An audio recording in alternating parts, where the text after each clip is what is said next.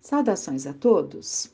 Vamos dar continuidade, então, às reflexões que temos buscado no livro As 5 Feridas Emocionais, da Lise Bourbeau, em que nós iríamos começar agora, então, a parte em que ela nos traz exemplos de pontos que podem fazer mal a nós mesmos, né? Então, buscando o primeiro item que ela coloca: aquele que sofre de rejeição alimenta a sua ferida sempre que se julga inútil ou imprestável, sempre que acha que não faz qualquer diferença na vida dos outros ou foge de uma situação. Outro ponto: aquele que sofre de abandono, que são as feridas que ela coloca, ferida da rejeição, ferida do abandono. Aquele que sofre de abandono alimenta a sua ferida todas as vezes que desiste de um plano que prezava muito, quando não se preocupa o suficiente consigo mesmo e quando não provê suas necessidades. Ele amedronta os outros ao se mostrar excessivamente dependente deles. Ele se machuca bastante, atraindo doenças para chamar a atenção. Outro ponto: aquele que sofre de humilhação alimenta a sua ferida todas as vezes que se rebaixa, que se compara aos outros, que se diminui e que se acusa de ser gordo, mau, apático, aproveitador, etc. Ele se humilha usando roupas que o desvalorizam e maltrata seu corpo dando-lhe comida demais para digerir e assimilar. Atormenta-se, assumindo as responsabilidades alheias, o que tira a sua liberdade e o impede de reservar tempo para si. Então, vocês percebem que todas essas feridas, né, que trazemos, elas se traduzem por comportamentos inadequados, né? Quando nos esquecemos de nós mesmos, quando nos escondemos atrás de uma roupa que não nos valoriza, quando nos alimentamos em excesso, né? De uma forma ali desejando alimentar-se, né? Para que, dando comida a mais do que nós necessitamos, tudo isso desenvolvendo um processo que nos atormenta, né? Então, é aquele que sofre de humilhação. Ele alimenta essa ferida da humilhação todas as vezes que ele assim age, né? Quando ele se acusa: eu sou gordo, eu sou mau, eu sou apático, vamos acrescentar algumas coisas, eu não sou interessante, ninguém gosta de estar perto de mim, e por aí vai, né? Na ferida do abandono também, nós vimos que ela é alimentada, né? Porque amedronta os outros, ela é alimentada porque se machuca bastante, atraindo doenças para chamar a atenção. Então, o abandonado, que se sente abandonado, ele vai buscar até adoecer, né? Porque assim ele vai ter mais atenção. Então, são feridas que precisam ser tratadas, curadas, diluídas, mas, acima de tudo, detectadas, observadas, né? Aquele que sofre de traição, que é uma outra ferida, alimenta a sua ferida mentindo para si próprio, acreditando em coisas falsas e não cumprindo seus compromissos consigo mesmo. Ele se pune fazendo tudo sozinho, porque não consegue delegar nem confiar nos outros. É interessante, se há aqueles que dependem para tudo do outro, há aquele que não delega nada para o outro, né? Mas se resolve dar um voto de confiança às pessoas, fica tão ocupado verificando o que fizeram, que se priva de dedicar um bom tempo a si, né? São as pessoas que não conseguem estabelecer um tempo para elas mesmas. Aquele que sofre de injustiça estimula sua ferida sendo excessivamente exigente em relação a si mesmo. Ele não respeita seus limites e se estressa em demasia. É injusto com tudo que lhe diz respeito, pois vive se recriminando e se recusando a ver suas qualidades e tudo aquilo que faz bem. Ele sofre quando enxerga apenas o que não foi feito ou o erro cometido, e tem dificuldades para encontrar prazer nas coisas. Já mencionei a importância de aceitarmos de modo incondicional as nossas feridas. Aceitar significa identificá-las, né? Nós temos que identificá-las. É igualmente necessário aceitar as máscaras. Amar e aceitar uma ferida significa reconhecê-la, saber que você retornou a essa terra para curá-la e aceitar que seu ego quis protegê-lo, criando uma máscara. Portanto, agradeça a você mesmo por ter tido a coragem de criar e cultivar uma máscara que contribuiu para ajudá-lo a sobreviver. Hoje, entretanto, essa máscara o prejudica mais do que ajuda. Chegou a hora de se convencer de que pode sobreviver mesmo sentindo-se ferido.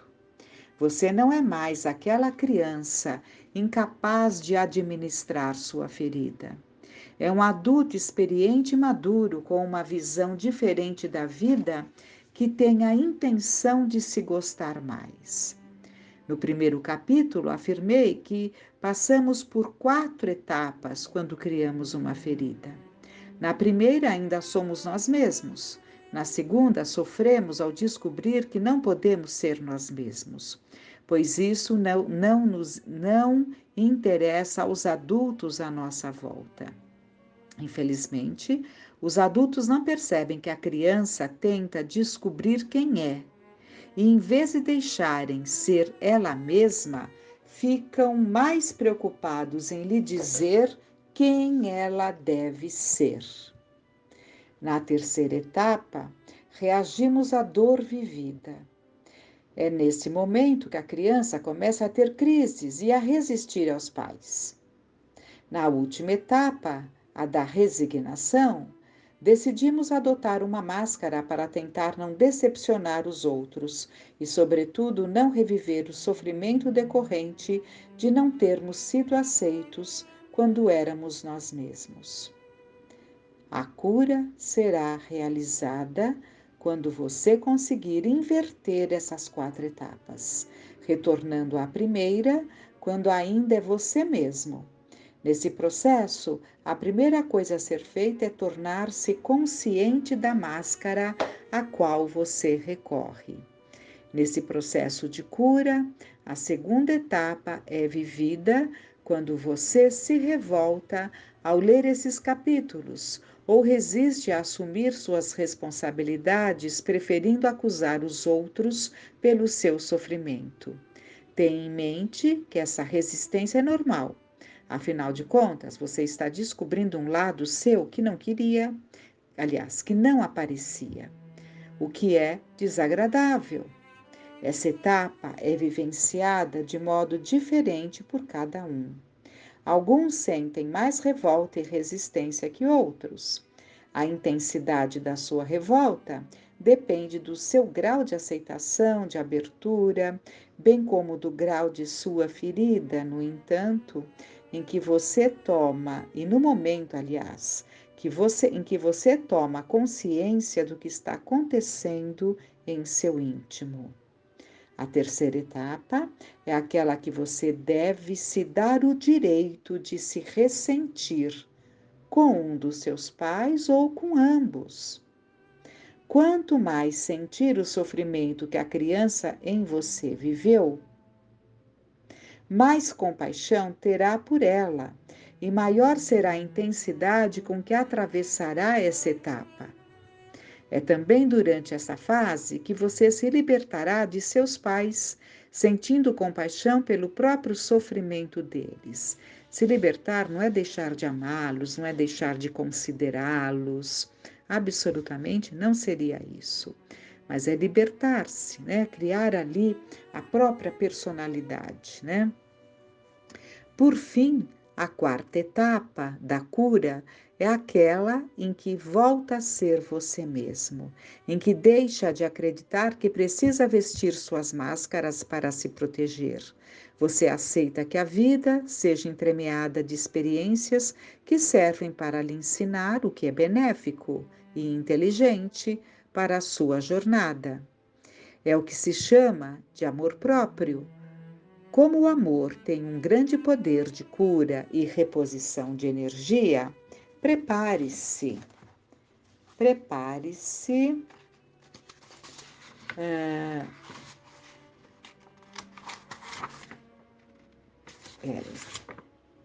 Prepare-se para observar diversas transformações e melhorias na sua vida, tanto em suas relações com os outros quanto em seu corpo físico. Lembre-se de que gostar-se significa dar-se o direito de ser exatamente como você é aqui e agora, e se aceitar mesmo fazendo aos outros o que censura em si mesmo. O amor não tem nada a ver com o que você faz ou possui. Amar-se é então permitir-se, às vezes, magoar os outros. Amar-se é então permitir-se, às vezes, magoar os outros. Vamos dar uma parada. É muito importante entendermos isso, porque não é magoar o outro de forma deliberada, por nossas grosserias, né? Não é isso. É que muitas vezes nós temos que dizer não. Muitas vezes nós não devemos satisfazer o pedido do outro, porque aquele pedido iria contra a nossa essência, porque nós teríamos que abrir mão de um tempo já programado para coisas nossas. Porque há pessoas que não sabem dizer não. Aqui não estamos nos referindo ao egoísmo de nunca estar pronto ou desejoso de estender as mãos e de auxiliar aquele que pede algo que façamos. Não, não. Aqui estamos alertando, ela, né, na verdade, entendo que ela esteja alertando, porque muitos de nós não sabem falar não. E abandonam coisas importantes da sua caminhada ali, né? Porque não sabem falar não. Então, quando ela fala aqui, amar-se é então permitir-se às vezes magoar os outros, rejeitando-os. Sim, não é uma companhia interessante para mim, não vai me trazer nada de bom, né? Então, são coisas que temos que ter em mente. Então, vamos ao texto. Amar-se é, então, permitir-se, às vezes, magoar os outros, rejeitando-os, abandonando-os, humilhando-os, traindo-os ou sendo involuntariamente injusto com eles. Essa é uma etapa importante na cura de suas feridas. Procurando entender o que ela quer dizer, né? O amor verdadeiro, é uma colocação que temos aqui abaixo. O amor verdadeiro é a experiência de ser você mesmo. Para alcançar essa etapa mais rápido, sugiro que ao fim de cada dia você faça um balanço de tudo o que aconteceu. Descubra a máscara que prevaleceu em você, fazendo-o reagir em determinada situação ou ditando sua conduta com os outros ou consigo mesmo. Em seguida, registre essas observações, sem esquecer de incluir como se sentiu. Para terminar, perdoe-se, dando-se o direito de ter utilizado essa máscara, sabendo que naquele momento você acreditava, do fundo do coração, ser o único meio de se proteger. Ressalto que sentir-se culpado e acusar-se é o melhor meio para continuar a reagir da mesma forma sempre que uma situação análoga se apresente. Então, ela aconselha aqui não se tenha medo de entender, né, que aquela máscara naquela situação foi um recurso, um apoio para nós. Como você sabe, que vivencia plenamente essa aceitação, quando percebe que seu comportamento que acaba de afetar outra pessoa ou você mesmo é natural em qualquer ser humano e que você está disposto a assumir as consequências, sejam quais forem. Essa noção de responsabilidade é primordial no processo de aceitação. O fato de ser humano significa que você não pode agradar a todos. E quem tem o direito a certas reações que tem o direito a certas reações que podem desagradar. Aceite-se sem julgar ou criticar-se. Aceitação é então o elemento desencadeador da cura. Para sua grande surpresa, você descobrirá que, quanto mais se permitir trair, rejeitar, abandonar, humilhar, vocês viram que são as feridas, né? E ser injusto, menos o fará. Olha que interessante. Surpreendente, não é mesmo? Bem, se você entendeu tudo o que eu expliquei neste livro, para nós fica uma lacuna, né? Porque pegamos trechos. Não deve ter se espantado muito. Caso contrário, não lhe peço que acredite em mim, pois essa noção não pode ser compreendida intelectualmente. Ela deve ser vivenciada. Repito essa grande lei espiritual em todos os meus livros, oficinas e conferências, pois ela precisa ser ouvida diversas vezes para ser assimilada.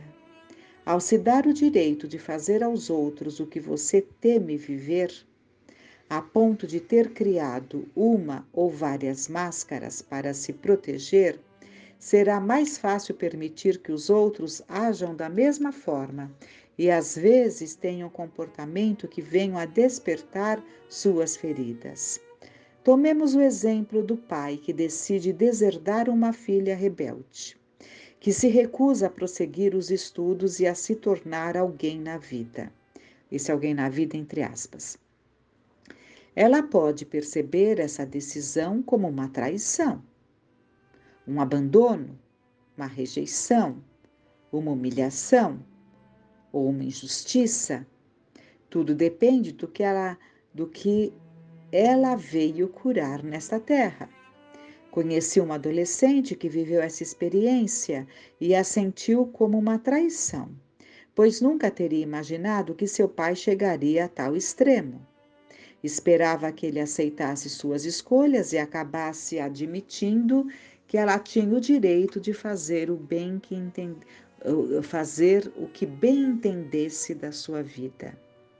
O único modo dela curar esta ferida é parar de atrair situações em que vive a traição com outros homens. E, em primeiro lugar, compreender que seu pai também se sentiu traído por ela. O fato de a filha não compreender as suas expectativas é uma forma de traição para ele. O fato da filha não corresponder às suas expectativas é uma forma de traição para ele.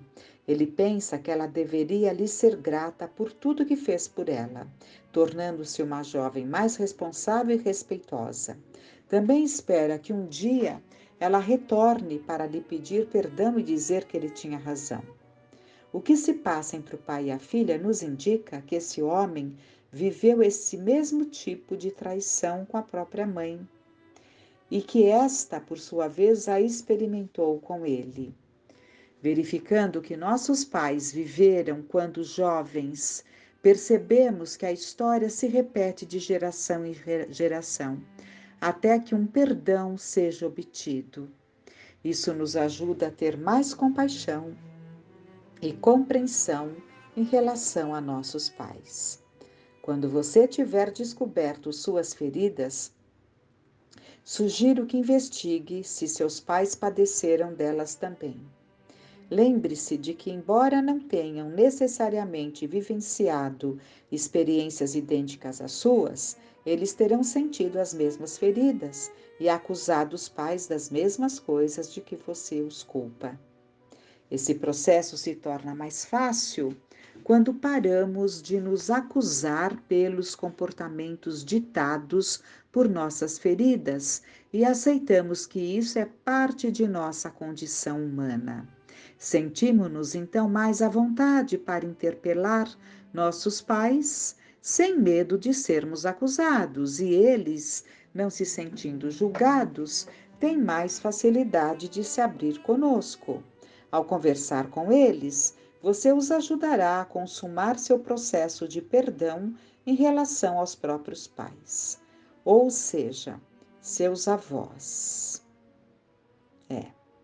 Isso também os ajudará a permitir ter feridas que os fazem reagir e se comportar como não pretendiam. Quando conversar com o genitor, com quem você viveu a ferida, sugiro que questione se ele experimentou a mesma ferida que você. Se, por exemplo, você é uma mulher e diz à sua mãe que viveu uma rejeição com ela desde a adolescência, pergunte-lhe se ela se sentiu rejeitada por você. Isso lhe permitirá liberar emoções represadas por muito tempo e quase sempre inconscientes. Graças a você, a sua mãe poderá tornar-se consciente disso. Em seguida, tente fazê-la falar do que ela viveu com a mãe dela. Esse exemplo se dirige igualmente aos homens com seus pais. Ressalto que se você idealizou o pai com quem viveu uma ferida, e principalmente se o considerava um santo, é normal achar difícil recriminá-lo. Pense que se seu pai era como um santo para você, era provavelmente porque ele tinha a ferida da injustiça e se controlava para não mostrar o que sentia. Em virtude do seu grande devotamento, as pessoas do tipo masoquista também podem passar a imagem de santos. E é isso, né? Muitas reflexões, muito aprendizado, muito a mergulhar mais profundamente nesses ensinamentos. Que fiquemos em paz.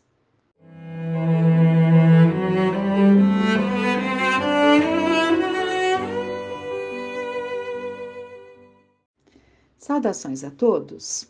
Vamos dar continuidade, então, às reflexões que temos buscado no livro As 5 Feridas Emocionais, da Lise Bourbeau, em que nós iríamos começar agora, então, a parte em que ela nos traz exemplos de pontos que podem fazer mal a nós mesmos, né? Então, buscando. O primeiro item que ela coloca: aquele que sofre de rejeição alimenta a sua ferida sempre que se julga inútil ou imprestável, sempre que acha que não faz qualquer diferença na vida dos outros ou foge de uma situação. Outro ponto: aquele que sofre de abandono, que são as feridas que ela coloca, ferida da rejeição, ferida do abandono. Aquele que sofre de abandono alimenta a sua ferida todas as vezes que desiste de um plano que prezava muito, quando não se preocupa o suficiente consigo mesmo e quando não provê suas necessidades. Ele amedronta os outros ao se mostrar excessivamente dependente deles. Ele se machuca bastante, atraindo doenças para chamar a atenção. Outro ponto: aquele que sofre de humilhação alimenta a sua ferida todas as vezes que se rebaixa, que se compara aos outros, que se diminui e que se acusa de ser gordo, mau, apático, aproveitador, etc.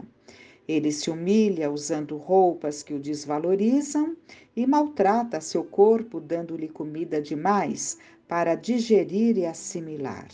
Atormenta-se, assumindo as responsabilidades alheias, o que tira a sua liberdade e o impede de reservar tempo para si.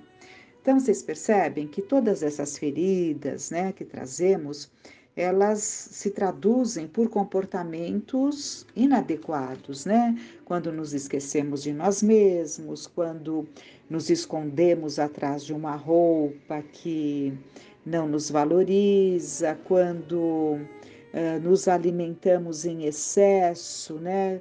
De uma forma ali desejando alimentar-se, né? Para que, dando comida a mais do que nós necessitamos, tudo isso desenvolvendo um processo que nos atormenta, né? Então, é aquele que sofre de humilhação. Ele alimenta essa ferida da humilhação todas as vezes que ele assim age, né? Quando ele se acusa, eu sou gordo, eu sou mau, eu sou apático, vamos acrescentar algumas coisas, eu não sou interessante, ninguém gosta de estar perto de mim, e por aí vai, né? Na ferida do abandono também, nós vimos que ela é alimentada, né? Porque amedronta os outros, ela é alimentada porque se machuca bastante, atraindo doenças para chamar a atenção. Então, o abandonado, que se sente abandonado, ele vai buscar até adoecer, né? Porque assim ele vai ter mais atenção. Então, são feridas que precisam ser tratadas, curadas, diluídas, mas, acima de tudo, detectadas, observadas, né? Aquele que sofre de traição, que é uma outra ferida, alimenta a sua ferida mentindo para si próprio, acreditando em coisas falsas e não cumprindo seus compromissos consigo mesmo. Ele se pune fazendo tudo sozinho, porque não consegue delegar nem confiar nos outros. É interessante. Se há aqueles que dependem para tudo do outro, há aquele que não delega nada para o outro, né? Mas se resolve dar um voto de confiança às pessoas, fica tão ocupado verificando o que fizeram que se priva de dedicar um bom tempo a si, né? São as pessoas que não conseguem estabelecer um tempo para elas mesmas. Aquele que sofre de injustiça estimula sua ferida sendo excessivamente exigente em relação a si mesmo.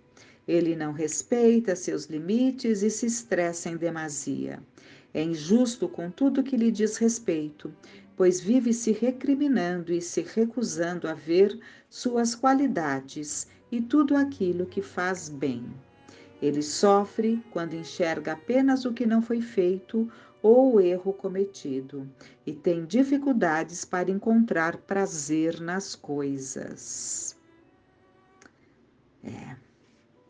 Já mencionei a importância de aceitarmos de modo incondicional as nossas feridas.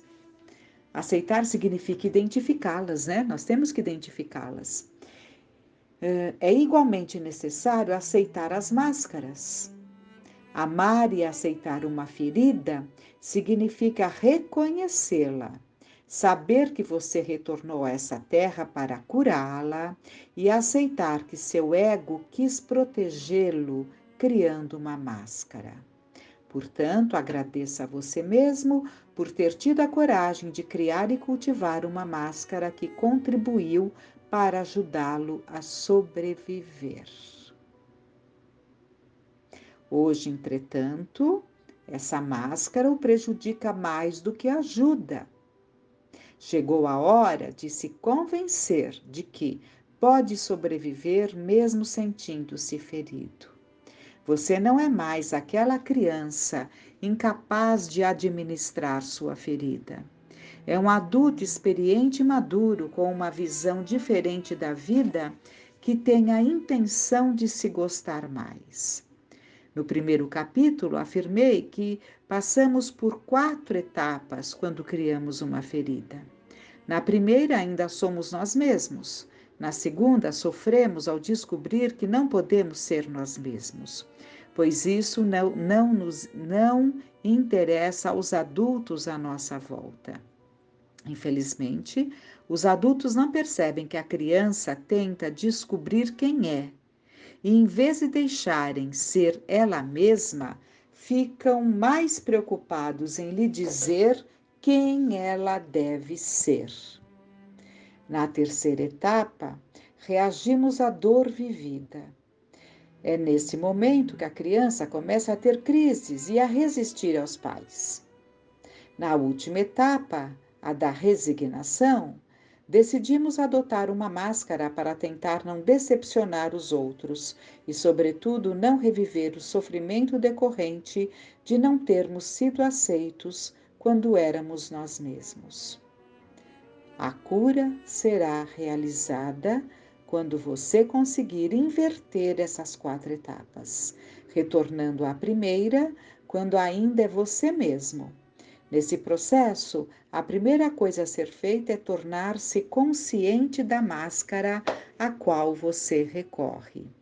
Nesse processo de cura, a segunda etapa é vivida quando você se revolta ao ler esses capítulos ou resiste a assumir suas responsabilidades, preferindo acusar os outros pelo seu sofrimento.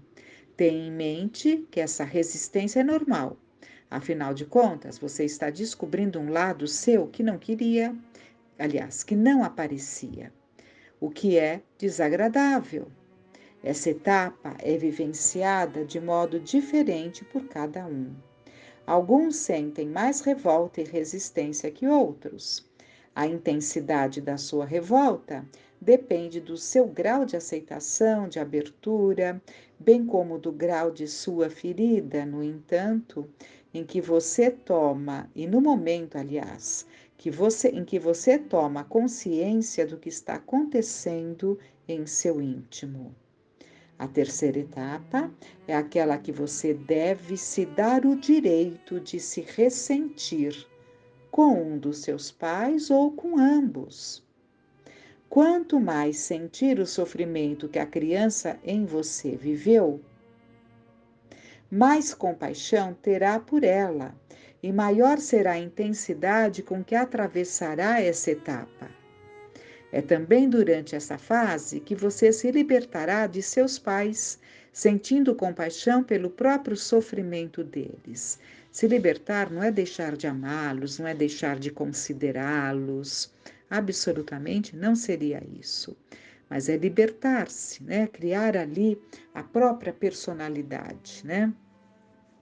Por fim, a quarta etapa da cura é aquela em que volta a ser você mesmo, em que deixa de acreditar que precisa vestir suas máscaras para se proteger. Você aceita que a vida seja entremeada de experiências que servem para lhe ensinar o que é benéfico e inteligente para a sua jornada. É o que se chama de amor próprio. Como o amor tem um grande poder de cura e reposição de energia, prepare-se. Prepare-se. Ah,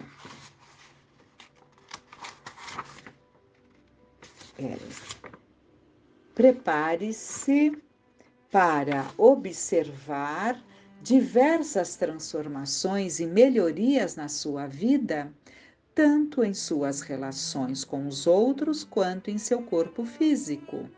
Lembre-se de que gostar-se significa dar-se o direito de ser exatamente como você é aqui e agora, e se aceitar mesmo fazendo aos outros o que censura em si mesmo. O amor não tem nada a ver com o que você faz ou possui. Amar-se é então permitir-se, às vezes, magoar os outros. Amar-se é então permitir-se, às vezes, magoar os outros. Vamos dar uma parada. É muito importante entendermos isso, porque não é magoar o outro de forma deliberada por nossas grosserias, né? Não é isso. É que muitas vezes nós temos que dizer não. Muitas vezes nós não devemos satisfazer o pedido do outro, porque aquele pedido iria contra a nossa essência, Porque nós teríamos que abrir mão de um tempo já programado para coisas nossas. Porque há pessoas que não sabem dizer não.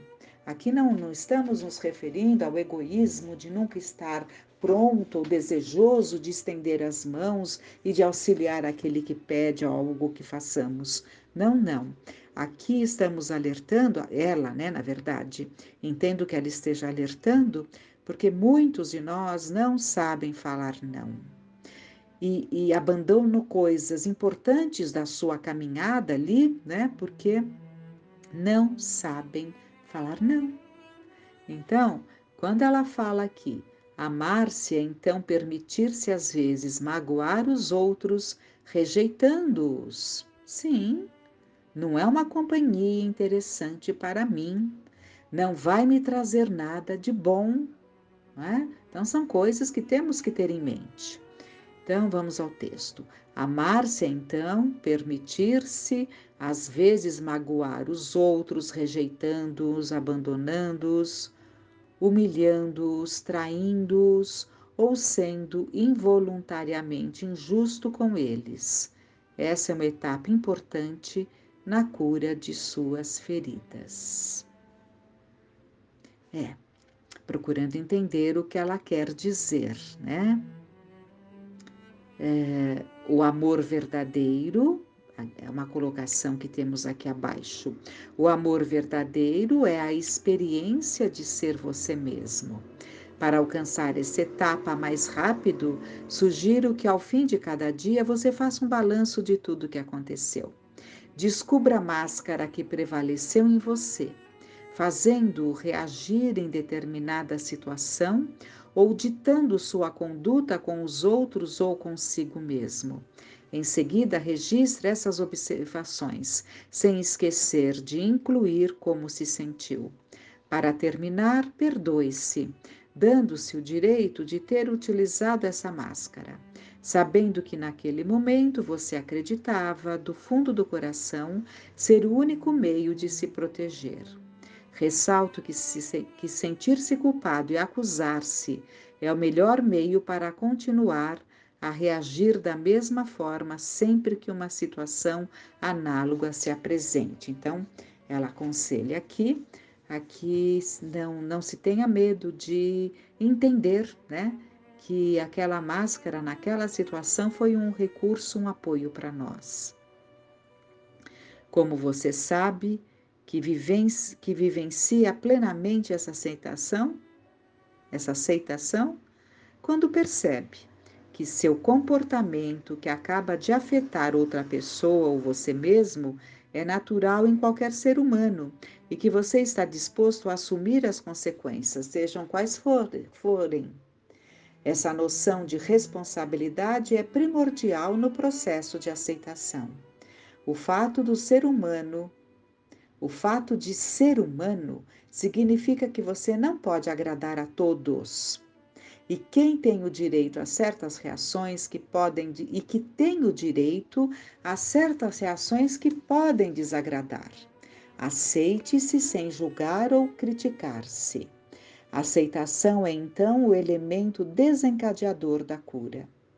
Para sua grande surpresa, você descobrirá que quanto mais se permitir trair, rejeitar, abandonar, humilhar, vocês viram que são as feridas, né? E ser injusto, menos o fará. Olha que interessante. Surpreendente, não é mesmo? Bem, se você entendeu tudo o que eu expliquei neste livro, para nós fica uma lacuna, né? Porque pegamos trechos. Não deve ter se espantado muito. Caso contrário, não lhe peço que acredite em mim, pois essa noção não pode ser compreendida intelectualmente. Ela deve ser vivenciada. Repito essa grande lei espiritual em todos os meus livros, oficinas e conferências, pois ela precisa ser ouvida diversas vezes para ser assimilada. Ao se dar o direito de fazer aos outros o que você teme viver, a ponto de ter criado uma ou várias máscaras para se proteger, será mais fácil permitir que os outros ajam da mesma forma e às vezes tenham comportamento que venham a despertar suas feridas. Tomemos o exemplo do pai que decide deserdar uma filha rebelde, que se recusa a prosseguir os estudos e a se tornar alguém na vida.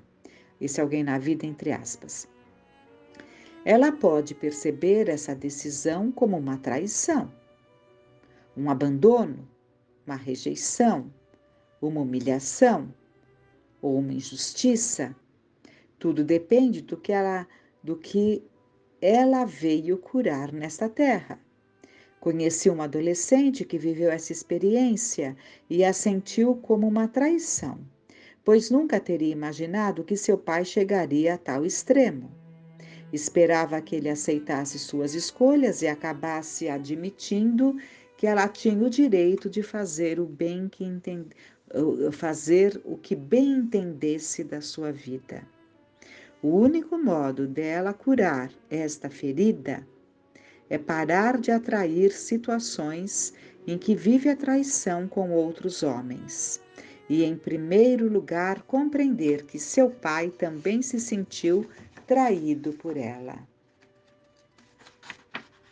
O fato de a filha não compreender as suas expectativas é uma forma de traição para ele. O fato da filha não corresponder às suas expectativas é uma forma de traição para ele.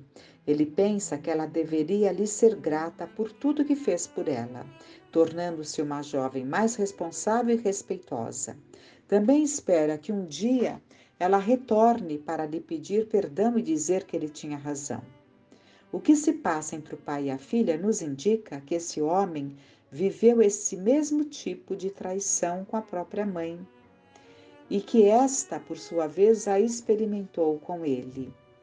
Verificando que nossos pais viveram quando jovens, percebemos que a história se repete de geração em geração, até que um perdão seja obtido. Isso nos ajuda a ter mais compaixão e compreensão em relação a nossos pais. Quando você tiver descoberto suas feridas, sugiro que investigue se seus pais padeceram delas também.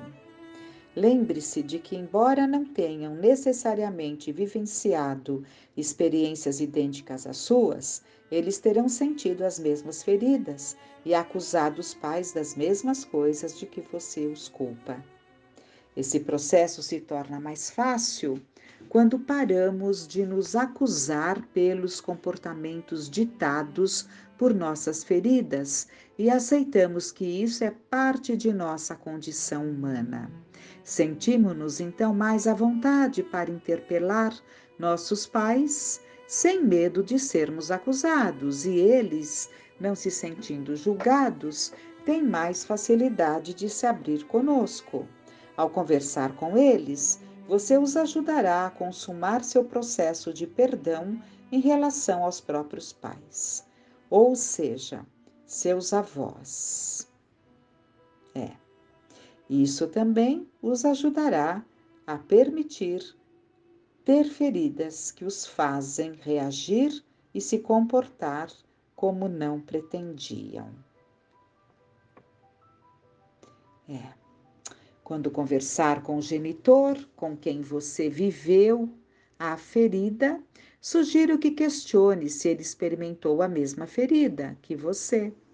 Se, por exemplo, você é uma mulher e diz à sua mãe que viveu uma rejeição com ela desde a adolescência, pergunte-lhe se ela se sentiu rejeitada por você. Isso lhe permitirá liberar emoções represadas por muito tempo e quase sempre inconscientes. Graças a você, a sua mãe poderá tornar-se consciente disso. Em seguida, tente fazê-la falar do que ela viveu com a mãe dela. Esse exemplo se dirige igualmente aos homens com seus pais. Ressalto que se você idealizou o pai com quem viveu numa ferida, com quem viveu uma ferida e principalmente se o considerava um santo, é normal achar difícil recriminá-lo. Pense que se seu pai era como um santo para você, era provavelmente porque ele tinha a ferida da injustiça e se controlava para não mostrar o que sentia. Em virtude do seu grande devotamento, as pessoas do tipo masoquista também podem passar a imagem de santos. E é isso, né? Muitas reflexões, muito aprendizado, muito a mergulhar mais profundamente nesses ensinamentos. Que fiquemos em paz.